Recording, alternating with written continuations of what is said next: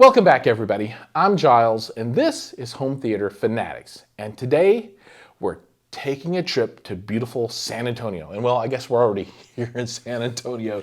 But I'm here to talk with my friend Mops, and we're going to learn all about a brand of speakers called Sonor Audio. Sonor Audio. So I think to get started, maybe you can tell us a little bit about who you are and your relationship with this brand.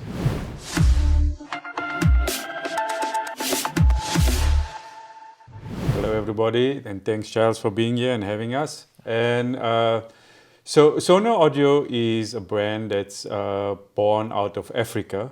And Roy, who's out in Africa, he built a line, a whole suite, which includes from 5-inch drivers all the way up to 10-inch drivers. And it's a line that was built out of passion for audio. And so here we are.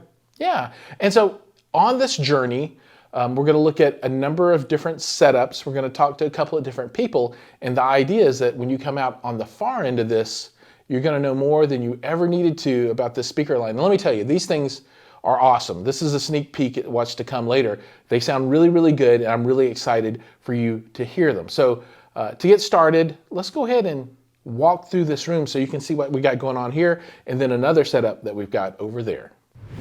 So these are our smallest floor standing, 6-inch woofer with a Tractrix. Trick tracks. There we go. Forward firing, sealed, and we're using it with a Hagel, and just computer streaming it, and perfect for a small apartment. So the first time I heard about Sonor Audio, I was introduced to it by my friend who deals with speakers in South Africa, and he suggested I give a listen to a South African built brand because there was some amplifiers that we listened to out of South Africa, and then these speakers were part of the group. And the first time I heard it, man, I was impressed. So here we have a 3-way. So it's a 3-way system with 5-inch woofers, side firing sub, and the same tweeter, the Tractrix tweeter. Right on. And the fun thing about this is it can go, if you have those big cabinets in front, or you have your TV stand or whatever it is, these can go against a wall right at the back because there's nothing stopping it. It can be switched around if it's too boomy, the bass. And I think these speakers can work in any sort of room. I mean, medium room would be the best, but they have the ability to, I think they showcase well in any size room. And that's a 10-inch sub on the side, right? Yes, sir. All right, so and that's passive, so you're going to power that off of whatever your main source is, so you'll feed it a full range input. Yep. And meet Roger. Roger.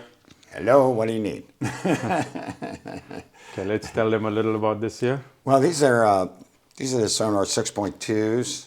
It's got a ring radiator tweeter with a Tractrix, a horn. They're all scan-speak drivers. It's primarily a sealed cabinet. We're getting very little movement out of these, primarily for tuning the ports. It weighs 100 pounds. It is 89 dB efficient, and it is 6 ohm.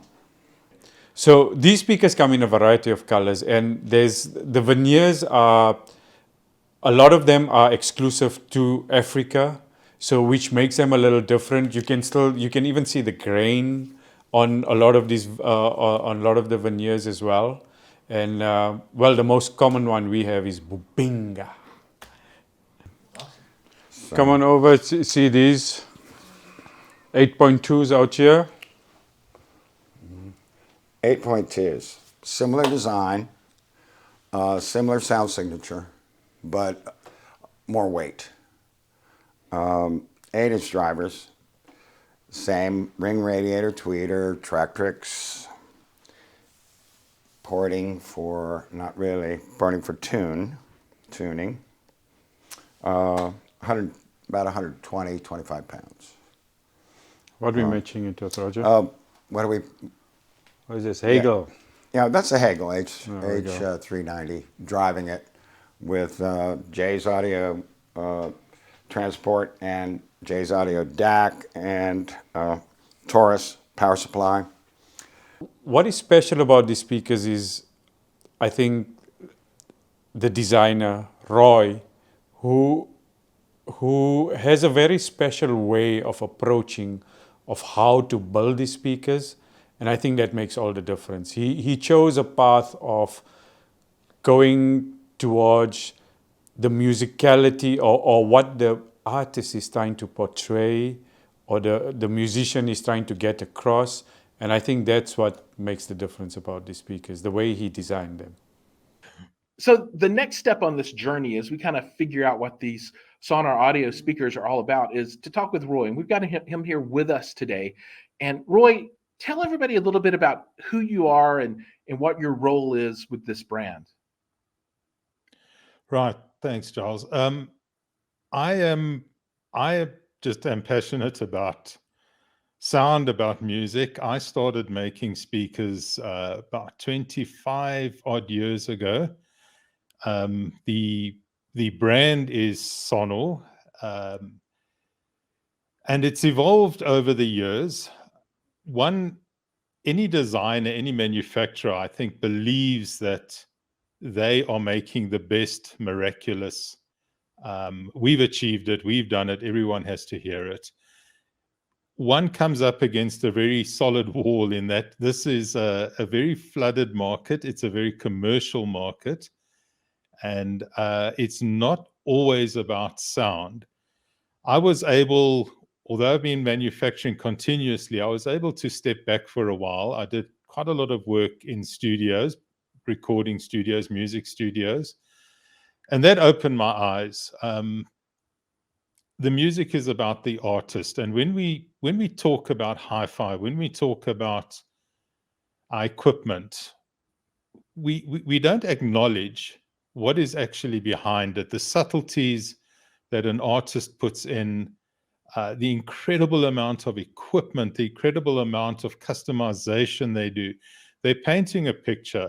And I realized that to reproduce that, I needed to get my act together and try and put a speaker together that is actually conveying the art, not the hi-fi.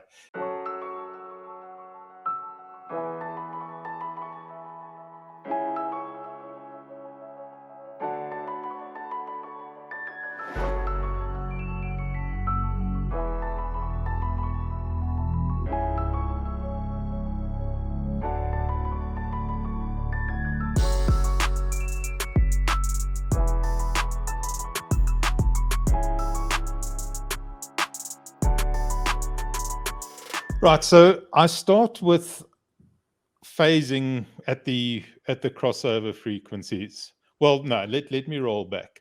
I start with the ingredients, which are going to be the actual drivers that we use.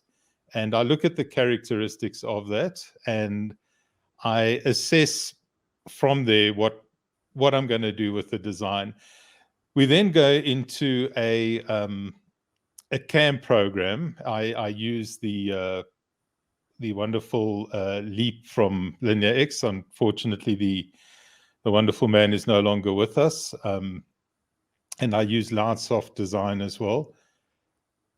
You're able to simulate to a fair degree without actually physically building your cabinets as to what issues you're going to pick up with phasing, with time delays, lots of things like that. From there, I'll then go into prototyping. You'll notice on my speakers, I've got these Tractrix horns. Mm-hmm. I'll go and prototype those with wonderful 3D printers rather than making them. And you know, obviously, I'm from the plastic. I'm going to get lots of ringing, but I can at least see what's happening with the phase response. I can see what's happening with the sound pressure level response. Lots of information that I can pick up from there, adjusting distances between drivers, all sorts of things like that. Once I'm at that stage, then I'll go into looking at the cabinet. Now, the cabinet has a fundamental role in that it's going to stop the rear waves, which are equal but out of phase, opposite phase to the front waves. So your cabinet's going to do that, but it's going to tune, you're going to use your cabinet to tune your bass. Your width of your baffle, your step baffle, all baffle step, lots of things like that come into play, but I'm just talking about the simple fundamentals. Right. So we look at the cabinet to try and tune the bass where I want to be. You can manipulate the response of the bass, the speed of the bass. If you affect one, you're going to affect the other. But I'll look at the cabinet in terms of how I want the bass to roll off. From there, it gets a little bit intricate because now you want to build a cabinet that has no resonance. Well, scientifically, that can never really be possible. You don't want to hear it in any event, right? But you don't want the cabinet to contribute. You don't want it to have a place in the spectrum where it's going to be excited and contributing to the sound. That gets challenging, and we've got lots of partition. Our speakers weigh a lot. They have to weigh a lot for that reason. Once I'm past that obstacle, well, then we start looking at aesthetics, which is very difficult because, yeah, it's an important. The aesthetics are very important, but the sound is what counts. So there is a compromise there. The sound must win over. But as I'm not a great designer, but I think I've achieved a very nice look with the help of some people that have been very gracious in their comments and contributions like that. But that's the essence of the design. Then you start going into production, and that involves we have good facilities to produce. Let's go see the 6-footers. Ooh, 6-footers. I like the sound of that. Come on over.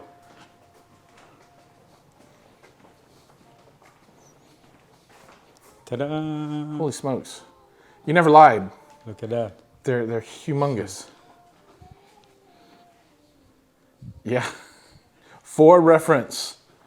So if you want to buy these speakers, we have a website, and we are the agents for it in the country, which is Cotton Note Acoustics.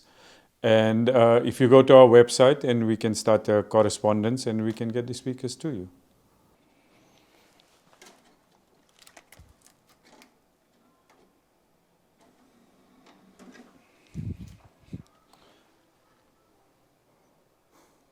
Perfect. Okay, we find ourselves downstairs at system number 3. There we Number go. 3. So what do we got going on here? So these are the same ones that we were looking at for system, the first one that we saw, but it just doesn't have the bigger cabinet. Right. And the bigger cabinet in the other one was not just the stand, but part of the whole speaker as well. So there we go. These come in at 3,300. Okay. And what's the name of these? Sonor Audio.